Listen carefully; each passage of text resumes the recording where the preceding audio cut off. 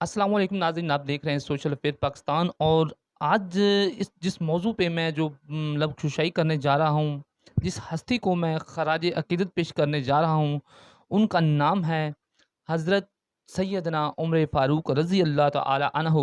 تو ناظرین، جیسے کہ آپ کو پتہ کہ یکم محرم الحرام آج اسلامی سال کی پہلی تاریخ ہے، سال کی پہلی شہادت کا دن ہے۔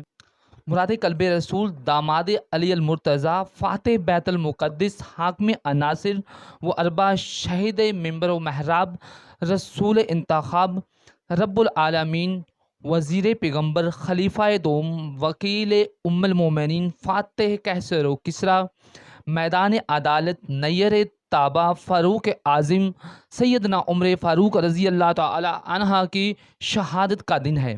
حضرت عمر فاروق رضی اللہ تعالی عنہ وہ شخصیت ہے، وہ صحابی ہیں جن کو اللہ تبارک و تعالی مصاحبہ فرمائے گا اور ہاتھ پکڑ کر جنت میں داخل فرمائے گا۔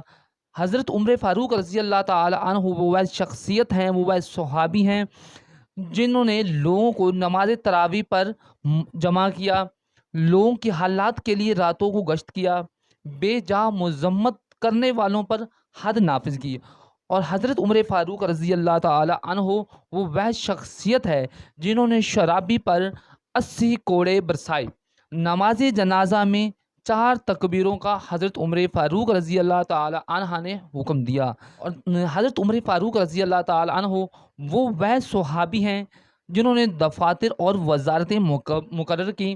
حضرت عمر فاروق رضی اللہ تعالی عنہ وہ شخصیت ہیں جنہوں نے سب سے زیادہ تمام صحابہ سے حضرت عمر فاروق رضی اللہ تعالی عنہ وہ شخصیت ہے، وہ حاکم ہے، وہ خلیفہ تھے جنہوں نے صدقے کا مال اسلامی امور پر خرچ کرنے سے منع کیا، گھوڑوں پر زکوٰۃ وصول کی۔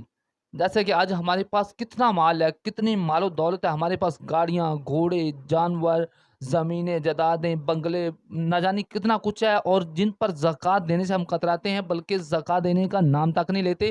تو آپ کو بتاتا چلوں کہ حضرت عمر فاروق رضی اللہ تعالی عنہ وہ صحابی تھے جنہوں نے استثناء ملنے پر اپنے رشتہ داروں کو دگنی سزائیں دینے کا مطالبہ کیا، شہروں میں قاضی مقرر فرمائے۔